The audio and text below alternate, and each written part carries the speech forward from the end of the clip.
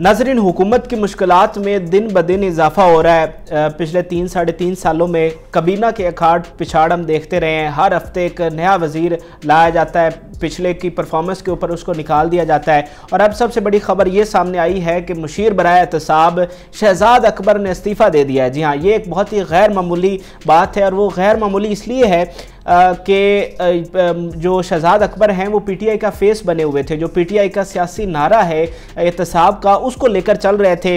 अब कबीना में और भी बहुत सारी तब्दीलियां हुई, वज़ीरों की जो उनकी है मिनिस्ट्रीज़, उनको तब्दील किया जाता रहा, लेकिन शहजाद अकबर का जाना एक बहुत ही गैर मामूली बात है, क्योंकि वो इस नारे को लेकर चल रहे थे और पूरा जो बयानिया है, जो नैरेटिव है हुकूमत का एहतसाब का, उसको आगे फॉरवर्ड कर रहे थे, आवाम तक पहुँचा रहे थे शहजाद अकबर, और बड़े बड़े दावे कर रहे थे। लेकिन अब अचानक उन्होंने इस्तीफ़ा दे दिया है।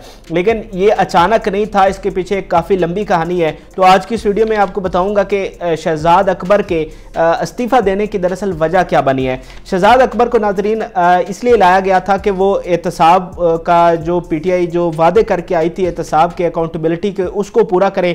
उन्हें मुशीर मुकर्रर किया गया था एहतसाब का, लेकिन दरअसल उनका एक मकसद एहतसाब सिर्फ शरीफ ख़ानदान का एहतसाब करना था। और यही वजह है कि जब तक वो रहे हैं, उनकी प्रेस कॉन्फ्रेंसेस में हमेशा हमने देखा कि शरीफ ख़ानदान की बात हुई, उनकी करप्शन की बात हुई, उनके ख़िलाफ़ केसेस बनाने की बात हुई। और वो वैसे तो मुशीर बराए एहतसाब थे, सबका उन्होंने एहतसाब करना था, लेकिन जो बातें होती रहीं वो शरीफ ख़ानदान के ख़िलाफ़ ही होती रहीं। और उन्होंने काफ़ी सारे केसेस भी बनाए, जिसमें से एक टीटी का केस था, और इसमें उन्होंने कहा था कि बहुत बड़े पैमाने पर करप्शन हुई है और अरबों रुपये जो हैं वो हम जो है वापस लेकर आएंगे। जो शरीफ ख़ानदान ने मनी लॉन्ड्रिंग की है या लूटे हैं, वो पैसा जो है, वो दौलत जो है, वो हम पाकिस्तान लेकर आएंगे।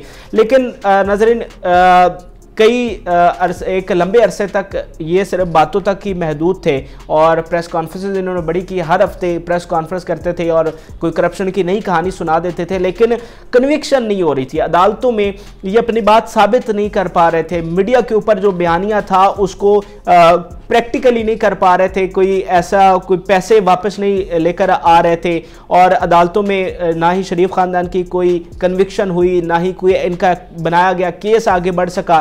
तो ये सिर्फ बातों तक ही महदूद थे, इनकी अमली कारकर्दगी कुछ भी नहीं थी। और इसी वजह से इमरान खान इनसे खाइफ भी थे और वो चाह रहे थे कि ये कुछ प्रैक्टिकली कुछ करें, लेकिन प्रैक्टिकली कुछ हो नहीं रहा था।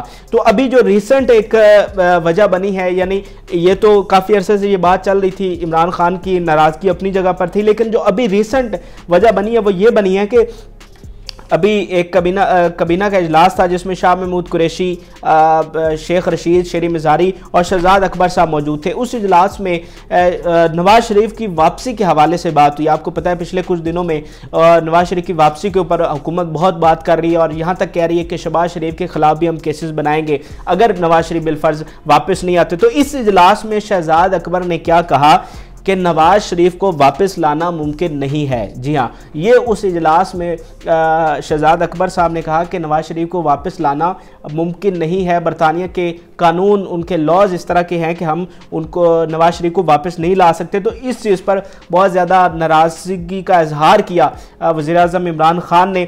और ये आपको बता दूं कि पिछले 3-4 दिन में ये कन्फर्म हो चुका था कि शहजाद अकबर अब जो है वो इस्तीफ़ा देने वाले हैं। और आज उन्होंने खुद ट्वीट किया और इस बात का ऐलान किया कि वो छोड़ रहे हैं मुशीर बराए एहतसाब। लेकिन अहम बात यह है कि वो मुशीर बराए दाखिला की पोस्ट पर अभी भी कायम है।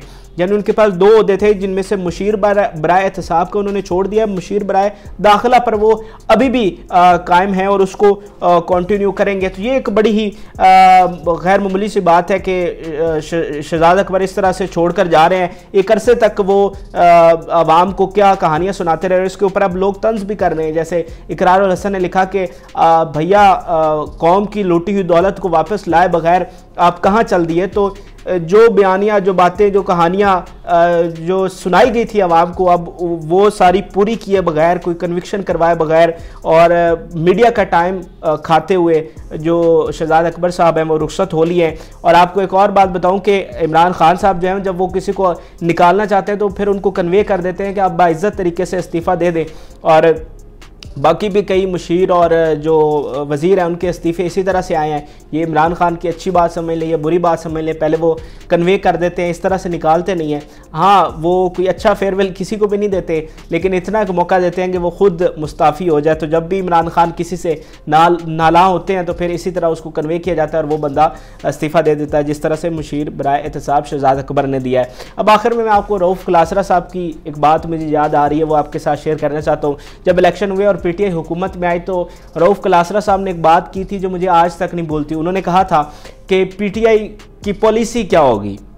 उन्होंने कहा था कि इमरान खान साहब जो टीम लेकर आए हैं, इस टीम के साथ वो वादे पूरे नहीं कर सकते, परफॉर्मेंस नहीं दे सकते, तो इन्होंने करना क्या है, ये हरबा क्या आजमाएंगे, ये ऐसा क्या करेंगे कि हर महीने 2 महीने बाद किसी मुशीर को निकाल दिया, किसी वज़ीर को निकाल दिया और साथ ये कहेंगे कि देखें ये वज़ीर जो है ये काम नहीं कर रहा था, ये मुशीर जो है ये काम नहीं कर रहा था, इसलिए मैंने इसको निकाल दिया है, जो परफॉर्मेंस देगा वो कबीना में रहेगा।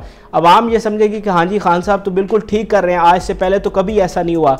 लेकिन ये एक तरह से अपना फेस छुपाने के लिए उनकी स्ट्रेटजी है कि आप टीम ऐसी लेकर आते कि जो परफॉर्मेंस करती। अब वो टीम लेकर आए हैं जो परफॉर्मेंस नहीं कर सकती, जिनकी परफॉर्मेंस पिछले अदवार में सबके सामने है। तो अपना फेस छुपाने के लिए ये पूरे 5 साल यही स्ट्रेटजी अपनाएंगे कि हर महीने 2 महीने बाद किसी ना किसी को परफॉर्मेंस की बुनियाद पर निकालते रहेंगे। तो ये जो पिछले 3-3.5 साल गुजरे हैं, मेरे ख्याल से रऊफ़ क्लासरा की ये जो बात है वो 110% जो है वो सच साबित हुई है। और मुझे लगता है कि आगे आने वाले जो साल है, 1-1.5 साल है, उसमें भी इमरान खान साहब यही करते रहेंगे और कारकर्दगी कुछ नहीं होगी। इजाज़त दीजिए, अल्लाह।